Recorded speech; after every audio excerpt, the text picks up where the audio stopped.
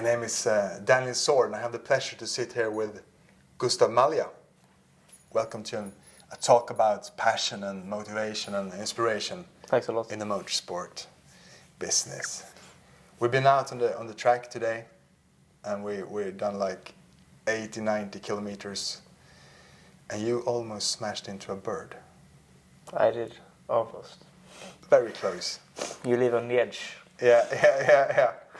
And but once you told me you crashed with a reindeer. Yes. Tell me about it. It was a test in Austria at a track called Red Bull Ring, and I was driving. It was actually the third lap on that track for me. It was a new track, and then out of nowhere the reindeer appeared, and not a reindeer, actually, just a deer. A deer. Yeah. And then I clipped the head of the reindeer with my tire, and I spun and crashed the car, and of course the deer died. But it was very close to be a big accident for me. In the end, in the absolute last second, I turned the car a bit to the left. If I wouldn't, then maybe I would have got it onto the car and just over me, and that could have been game over. But I'm sitting here, and I'm thankful for that. And Gustav, you're one of the leading elite in Sweden in the motor sport industry, and you're climbing towards F1. F1, yeah. Yeah. It's and now you're just one step more, and you will climb to the top.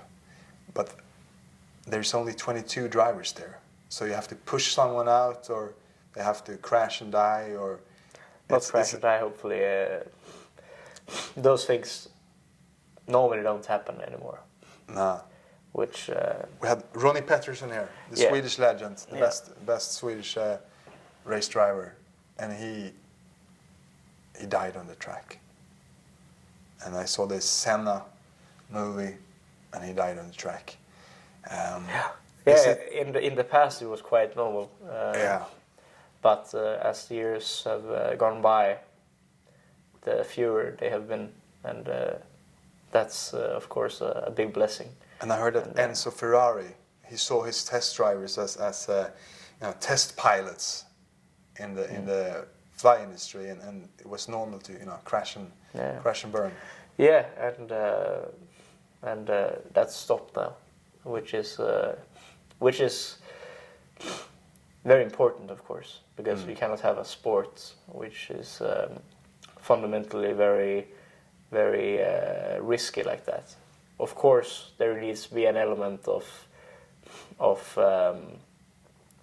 excitement, that you can maybe crash, but you should never have death in. And all the public home in the TV sofas, do they want to see blood? Do they want to see crashes, you think, or do they just want to see everything? I think they want to see pure racing. I think they want to see overtakings, and then of course some crash, which is exciting. But I don't think any sane person would like to have any other person injured or even killed. But when you look at boxing, for example, Yeah. if the match goes the whole 12 rounds, or if there's a knockout, the knockout is where the adrenaline in the public is released. I think that's. I've never really been a fan of looking at boxing, because for me it's stupid to fight. But I can still see why people do it, because both, if you're in the game, you have to be. Om du är med i räcken för det kan tåla. If you're in the game, you have to also stand up to it. Exactly, yeah. And so I think on those fair terms, I can see it exciting, but still, the people can be quite bad after that. But you're driving 330 kilometers in GP2. GP2, yeah. Or as we like to call it, Formula 2. It is not Formula 2, but they will rename it hopefully. Yeah, in the next year. Yeah. And you carry this helmet. Yeah, with a visor, of course, like this one. Yeah, exactly. When the birds come in, it's good to have this visor. Tell me about the security. What's the security now that Ronnie Peterson didn't have in the cars? Well, the material is different. Nowadays it's carbon fiber. I don't know what they were using, but it was not as safe. And obviously we're more protected in every term. And so then technically speaking, it's been a lot of changes. It's a lot faster now, a lot of more grip, and the tracks are safer as well.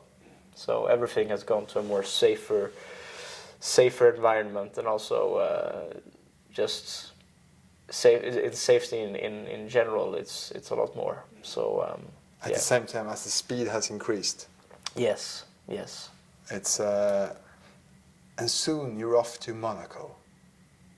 It's your first season in GP2 with 11 weekends for racing. And you're flying to Malaysia and Bahrain. No, Abu Dhabi. You were in Bahrain last year. Yeah. Last year. This year we're not competing there. Last year I did three weekends in GP2 as a guest driver. But this year I'm doing a full campaign. And this year we don't have Bahrain. We have Abu Dhabi and Malaysia. And what does it take to... Outside of Europe. There we have, of course, 9 race weekends inside Europe.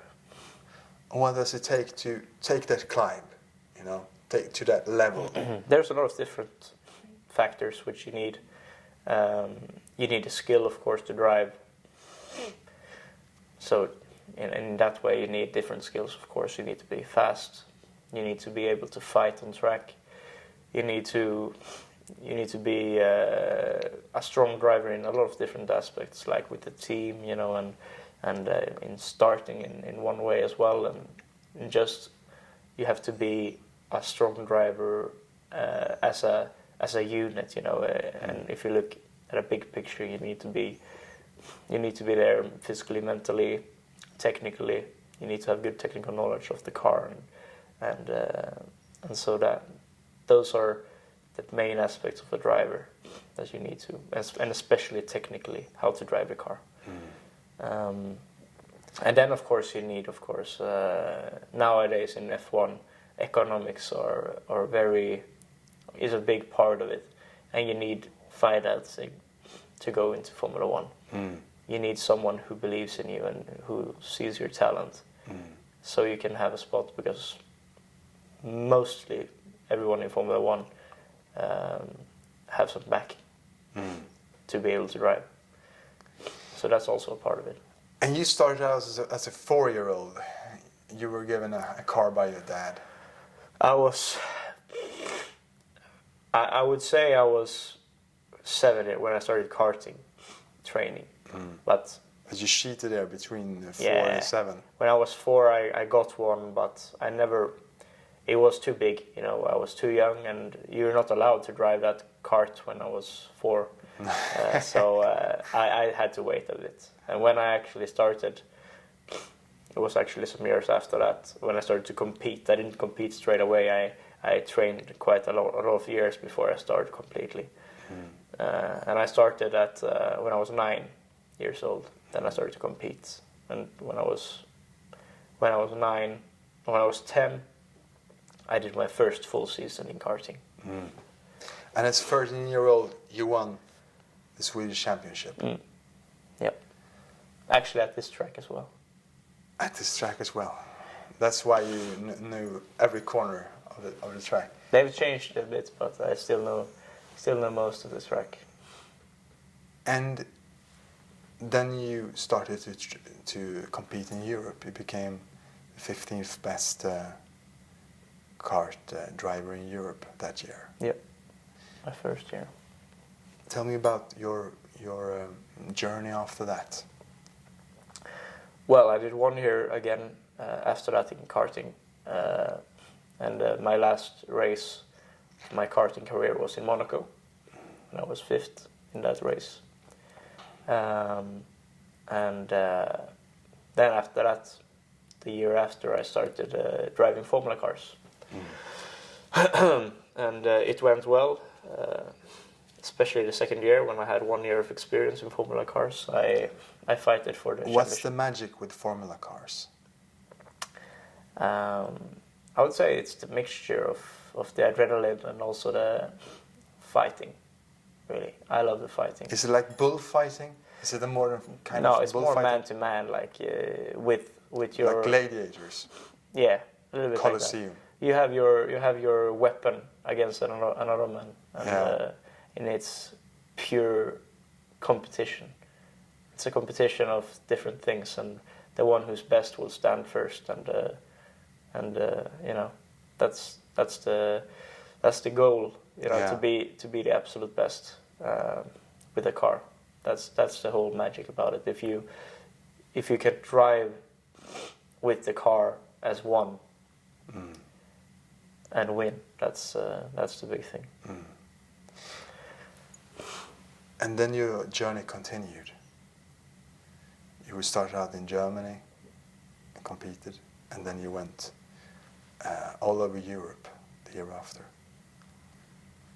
Tell me about your journey. Yeah, well, I started in a class called Formula Renault 2.0, and the first year I had some podiums, and I went better and better.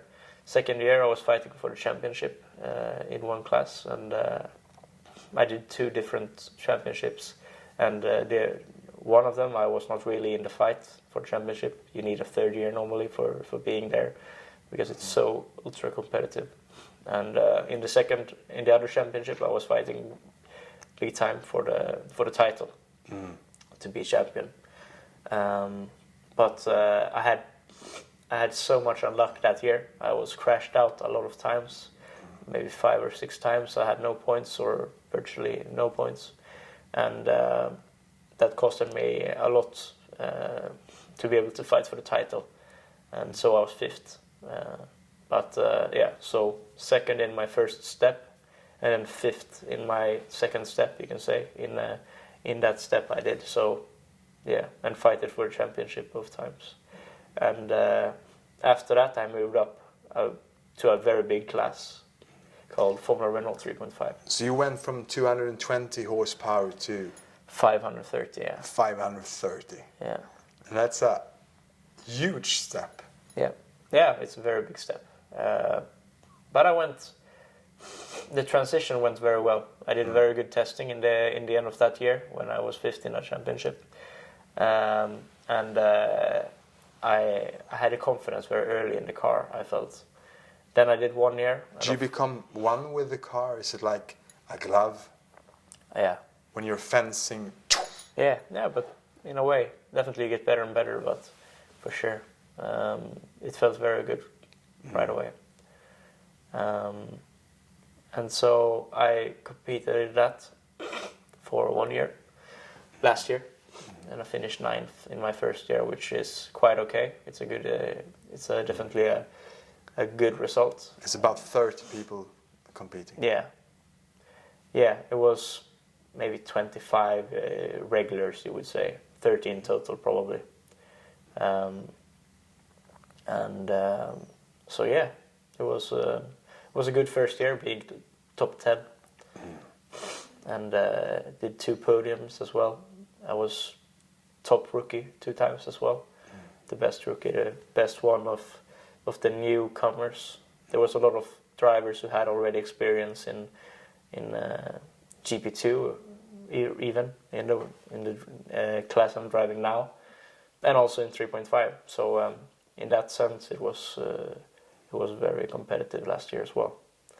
Now I have 1 year, but I'm moving to a new class, so I had to start over again, more or less. I had to start all over again, and now I'm in GP2, and I've done 2 tests already, and everything has looked very well. And soon it's the first race weekend of the year at Monaco. Yeah, and then you drive like 300 kilometers an hour. 330. 330.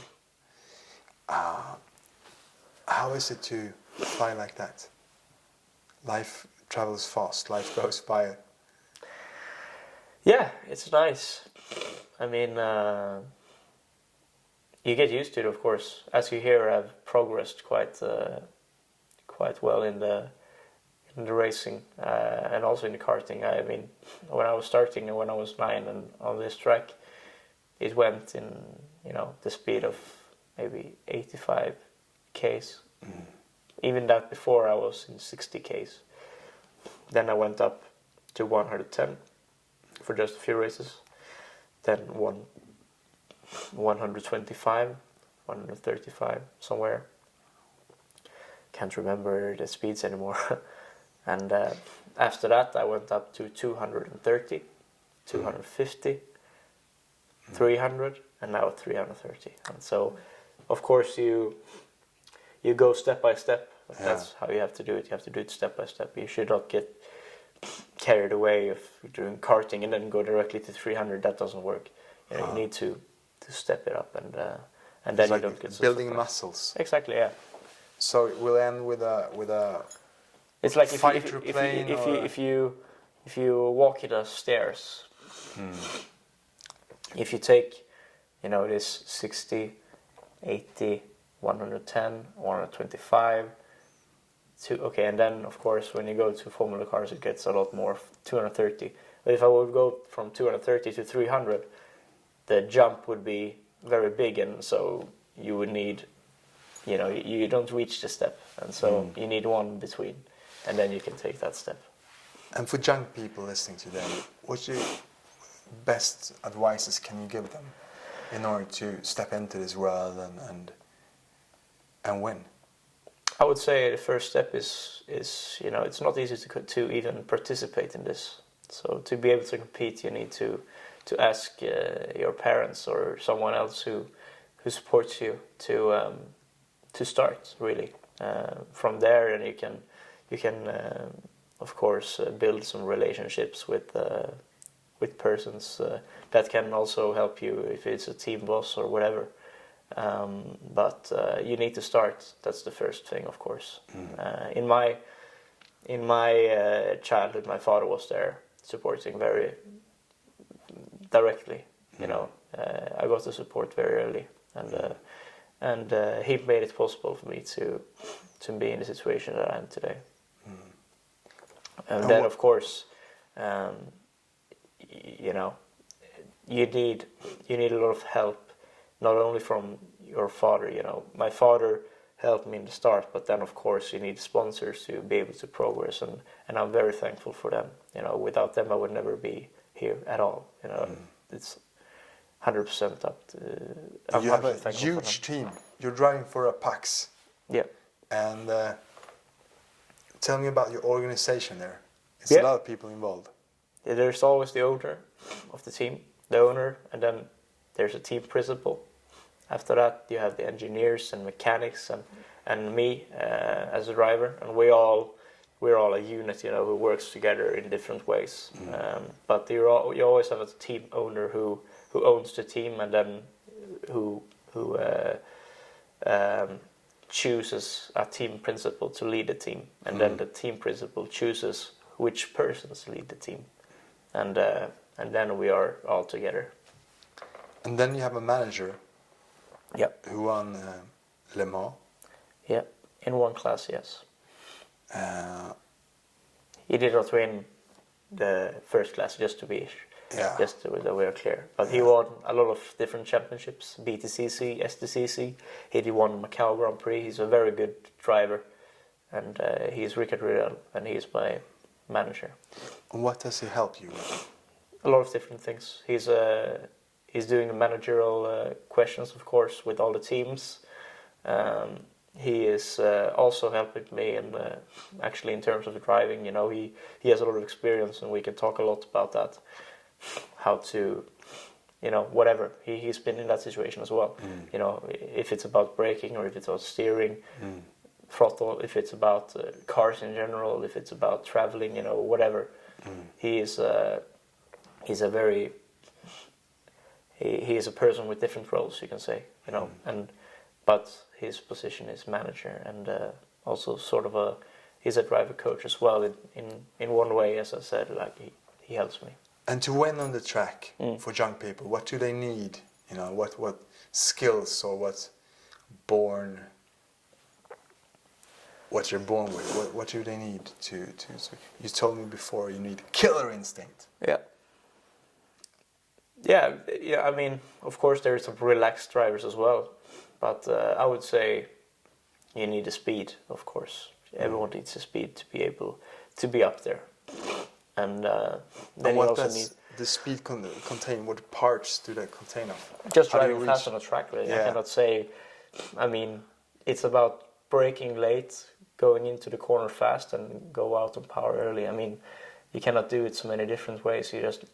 Of course, everyone is different, but in the end, whatever is fast, you need to do it, you know. And some people maybe are, you know, everyone is different. Everyone has different driving styles. What's your style? That's, of course, very... Grace. Very... or killer. Killer, I would say. Yeah. But I mean, everyone has different backgrounds. But that's the beauty of it as well. That, you know, you don't need to be one person. You don't need to be. Everyone have different things to do to be able to reach the top. You know, some people already have some things that some people don't, and also vice versa. Some people already have. As for me, I'm more of a racer, I would say. I am good at qualifying, of course, but I have always been very strong in races. So for me, it's more about finding the ultimate speed on one lap, which I need to work to get the package to be able to do. Some people, they have a lot of different difficulties with racing in general, or starts, or, you know, there's a lot of different things. And soon you will be racing in Monaco, which you've been there twice before. And, once in karting, once in racing, yeah. Yeah. Tell me about the morning. Twice in karting, actually, but it was totally different track. Yeah. Yeah. Tell me about a regular day, you know, in Monaco on the racetrack. You wake up in the morning, eat a healthy breakfast, go to the track, talk a bit with the team. Get prepared. How do you prepare? Physically, I warm up with a bit of coordination, and also some running. And then also sometimes mentally, I can just rest a bit, you know, with a bit of breathing, just to calm everything down. If you're too tense, it doesn't work. You know, you need to be relaxed and ready. And yeah, that's it. And then you get down in the car, and the lamps. There's 5 lamps before you can go out. Lights, yeah. Tell me about. Boom! What's that initial? You can't drive too fast in the beginning. Tell me about boom! The very start. That's very nice. It's cool. So it's definitely a kick. I mean, it's such an excitement just sitting there. You know, you want to die because there's a lot of tension. You know, but at the same time you love it. But you know, there's this pressure that everyone is sitting. Everyone just wants one thing, and everyone just wants to go forward. You know, and just wants to go as fast as possible, but soon. But everyone's sitting there, and they have to wait for the lights, otherwise they get a jump start. You know, and there's a lot of different things. You know, you need to be well prepared in your system to be able to do a good start.